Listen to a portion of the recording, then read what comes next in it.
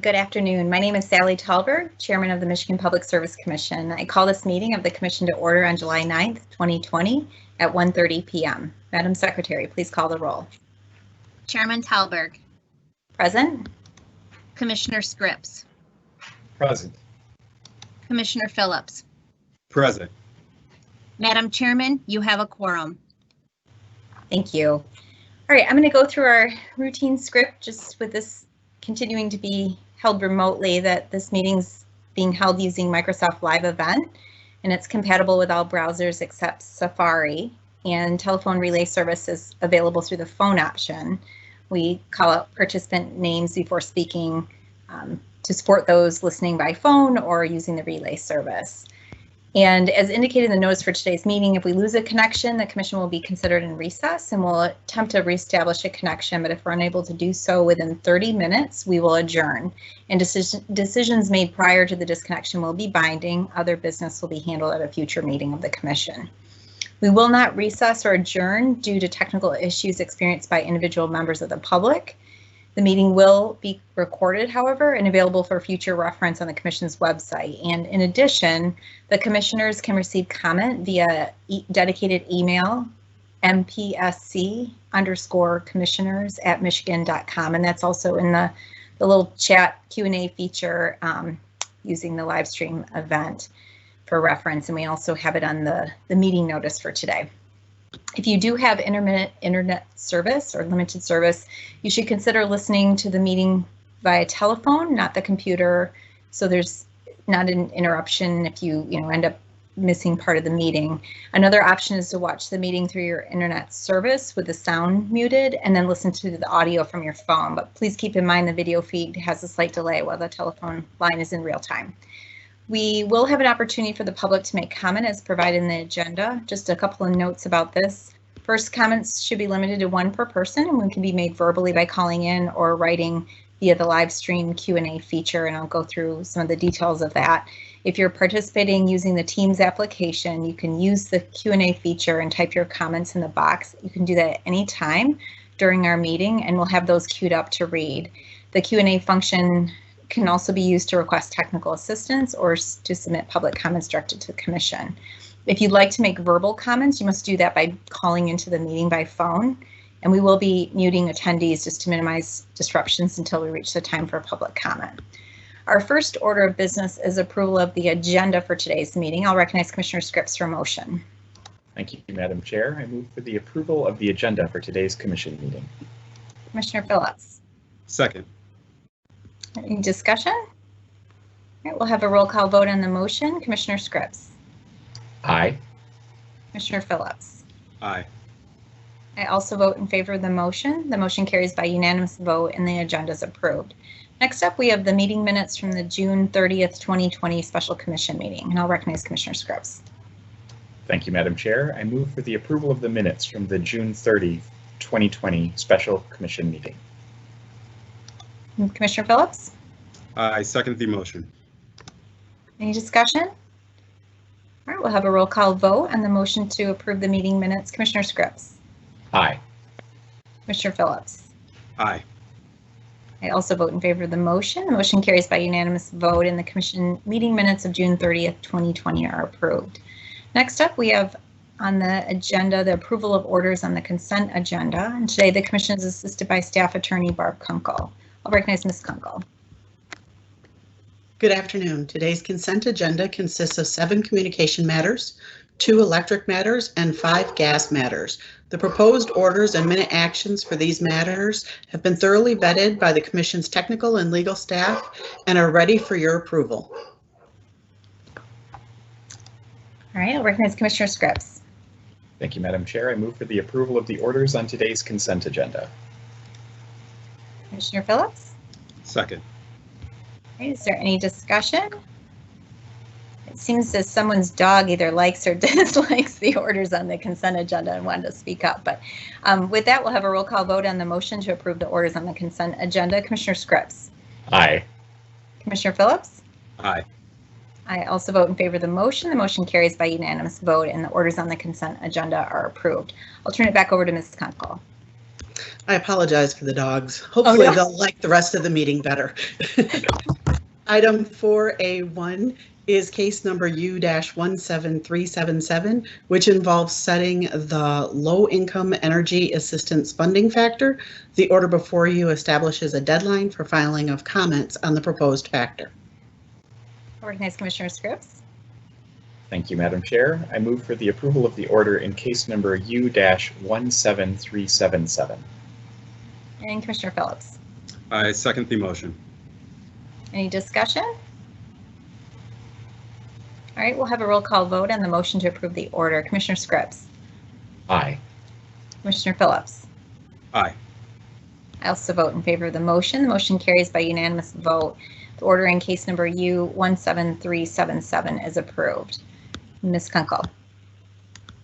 Item 4A2 is case number U-18232, which is a proceeding addressing DTE Electric Company's proposed amended renewable energy plan. Staff member Meredith Hadala will describe this order. Good afternoon, Commissioners. My name is Meredith Hadala, and I represent the Renewable Energy Section. On December 21st, 2016, Public Act 342, which amended Michigan's 2008 energy law, was signed into law. Among other things, Act 342 increased the renewable energy portfolio standard for the state's electric providers from 10% in 2015 to 15% in 2021, with interim compliance requirements of 12.5% in 2019 and 2020. On March 29, 2018, DTE Electric filed an application to amend its Renewable Energy Plan, or REP. On July 18, 2019, the Commission issued an order granting partial approval of this REP. That approval applied to renewable generation assets that qualified for 100% of the Federal Production Tax Credit, or PTC. The Commission also granted ex parte approval of related wind contracts: the 72.45 megawatt Fairbanks Wind Park, the 197 megawatt Isabella 1 wind farm, and the 186 megawatt Isabella 2 wind farm. The Commission indicated that renewable generation assets that did not qualify for 100% of the PTC would be evaluated in the company's Integrated Resource Plan, or IRP, proceeding in case number U-20471. In the February 20th, 2020 order in case number U-20471, the Commission found that the record in DTE's IRP proceeding was insufficient, and the Commission directed the company to file an application to amend its REP no later than April 1st, 2020. DTE Electric Company filed an application requesting Commission approval to amend its current plan. The company proposed one new 224.9 megawatt wind facility and two new solar purchase power agreements, or PPAs, totaling approximately 125 megawatts. The application also described DTE's request for proposal, or RFP, process, as well as the scoring and selection of renewable projects. 3 projects were selected as a result of the RFP process: 1 company-owned wind facility and 2 solar PPAs. The company also filed ex parte applications for approval of renewable contracts in this docket. The first application is for the approval of the Meridian Wind Farm turbine supply agreements and the engineering, procurement, and construction contracts. Meridian Wind Farm is 224.9 megawatts, and the estimated installed cost is $1,477 per kilowatt.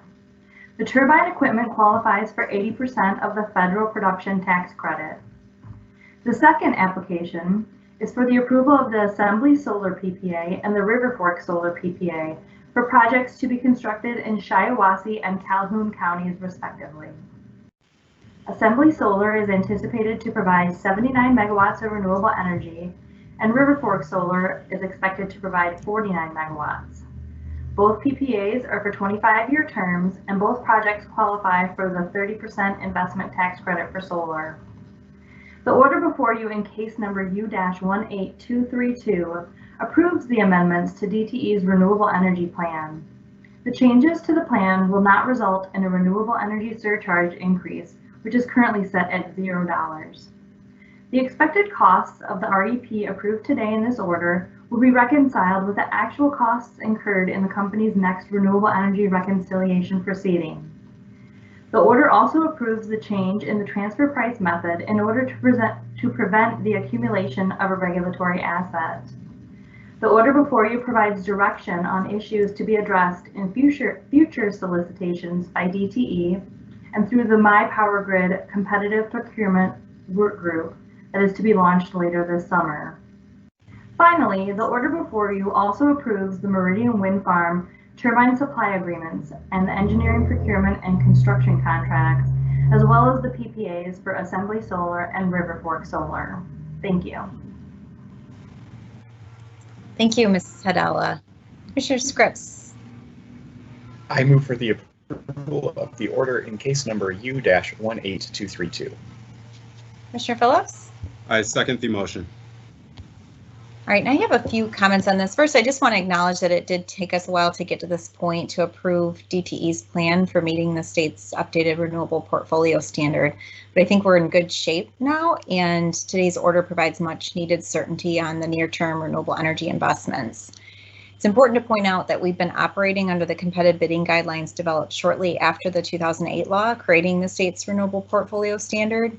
And although we have clarified in various orders our bidding expectations over time, such as the need to consider third-party purchase power contracts, we look forward to more in-depth discussions among stakeholders as part of the My Power Grid initiative to formulate updated competitive procurement guidelines. And this is just critical given the rapid change in energy technologies such as storage to ensure that procurement processes do not present market entry barriers. So stay tuned for an order that should be forthcoming this summer, officially kicking off this My Power Grid work group.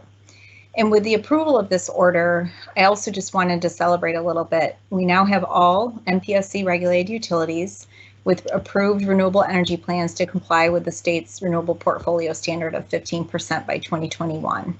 Utilities are also on track to meet the combined goal of 35% of energy from the cleanest sources by 2025, meaning that energy waste reduction and renewable energy qualifying for that.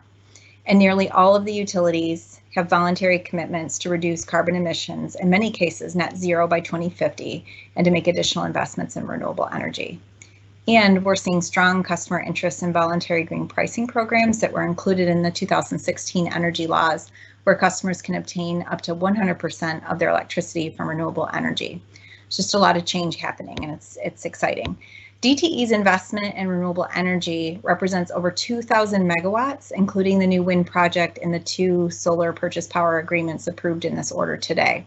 And this represents over $3.5 billion of new investment in renewable energy in our state just for this one utility.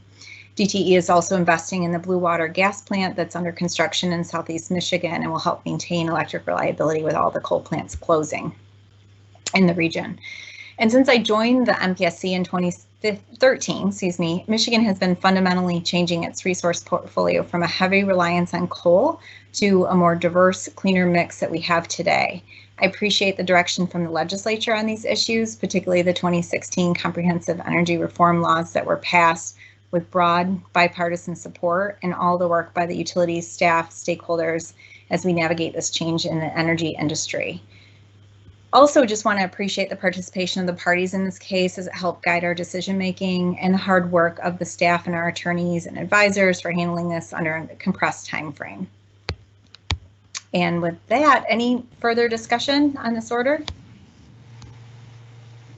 So great work, Meredith, and the renewable energy team in particular for navigating this on behalf of the commission staff over the years. All right, so we'll move to a roll call vote on the motion to approve the order. Commissioner Scripps? Aye. Commissioner Phillips? Aye. I also vote in favor of the motion. The motion carries by unanimous vote, and the order in case number U18232 is approved. We'll turn it back over to Ms. Kunkel. Item 4A3 is case number U-18350, which involves an application by Alpena Power Company pursuant to Section 61 of Act 295 of 2008 as amended, requesting approval of its voluntary green pricing program proposal. The order before you approves the company's voluntary green pricing program proposal. All right, that's a lot of P's. I'll recognize Commissioner Scripps. Thank you, Madam Chair. I move for the approval of the order in case number U-18350. All right, Commissioner Phillips. Second. Any discussion? All right, we'll have a roll call vote. Commissioner Scripps. Aye. Commissioner Phillips. Aye. I also vote in favor of the motion. The motion carries by unanimous vote, and the order in case number U-18350 is approved. Back to Ms. Kunkel for item 4A4. Item 4A4 is case numbers U-18361 et al., which involves the promulgation of the rules establishing a code of conduct for utilities and alternative electric suppliers and the approval of data privacy tariffs. The order before you approves a revised data privacy tariff language and adopts certain information sharing procedures. Thank you. I'll recognize Commissioner Scripps. Thank you, Madam Chair. I move for the approval of the order in case number U-18361 et al. Commissioner Phillips. I second the motion. Any discussion? All right, we'll have a roll call vote. Commissioner Scripps. Aye. Commissioner Phillips. Aye. I also vote in favor of the motion, and the motion carries by unanimous vote. The order in case number U-18361 et al. Is approved. Back to Ms. Kunkel. Item 4A5 is case number U-20604, which involves an application by Consumers Energy Company requesting ex parte approval of amended power purchase agreements between Consumers Energy Company and Bullhead Solar LLC, Geddes 1 Solar, and Geddes 2 Solar. The order before you approves the application. Recognize Commissioner Scripps. Thank you, Madam Chair. I move for the approval of the order in case number U-20604. Commissioner Phillips. I second the motion. Any discussion? We'll have a roll call vote on the motion to approve the order. Commissioner Scripps. Aye. Commissioner Phillips. Aye. I also vote in favor of the motion. The motion carries by unanimous vote, and the order in case number U-20604 is approved. Item 4A6 is case number U-20835, which involves an application by DTE Electric Company requesting ex parte approval for accounting authority to accelerate the amortization of its Tax Cuts and Job Act of 2017 regulatory liability for non-plant related accumulated deferred income tax balances and of its plan to file a securitization financing application and request for financing order in 2021. The order before you approves the application with guidance and clarification as set forth in the order. Recognize Commissioner Scripps. Thank you, Madam Chair. I move for the approval of the order in case number U-20835. And Commissioner Phillips. Second. Any discussion? All right, we'll have a roll call vote on the motion to approve the order. Commissioner Scripps. Aye. Commissioner Phillips. Aye. I also vote in favor of the motion. The motion carries by unanimous vote, and the order in case number U-20835 is approved. All right, now we've reached the time reserved for members of the public to address the commission. Again, if you'd like to make comment and have access to the Teams live stream Q&A feature on your computer, please enter your name and your comment, which will be then read aloud to the commissioners. This feature is available on the right-hand side of the control bar next to the mute button. And just as a reminder, the Q&A feature is intended for public comments directed to the commission and not to engage with other participants or to respond to their comments. And after taking comments through this feature, we'll open up the phone line for those who called into the meeting and would like to address the commission verbally. If you want to be queued up for verbal comments, please enter your name in the live stream Q&A feature and indicate that you wish to make a verbal comment.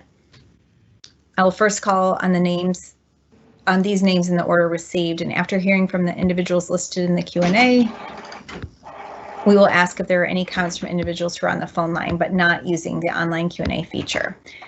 And just a couple other reminders, please note that you can only make verbal comments by calling into the meeting. And when it's your turn to speak, press *6 on your phone to unmute. And as a reminder, the public comment period is for commissioners to listen to comments and concerns and not answer specific questions. When providing the comment, we'll just ask you to indicate your name and where you live if you're willing to share, so we have that for our records, and to limit your comments to 1 per person, and please keep them no longer than 3 minutes so we have a chance to hear from everyone. With that, we'll open up the Q&A feature, see if there's any comments. There are no comments at this time in the Q&A feature. All right, can we unmute the phone lines? And just a reminder to hit *6 to unmute. Anyone seeking to address the commission verbally?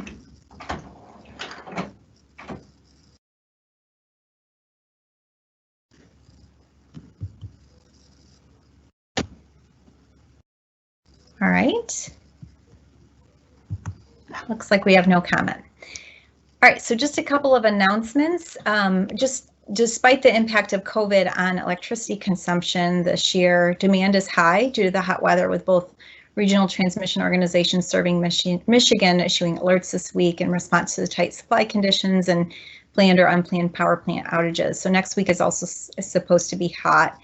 We did issue, the commission issued a press release on Wednesday with tips on staying cool and saving energy, and encourage those listening to help get the word out through social media and other means.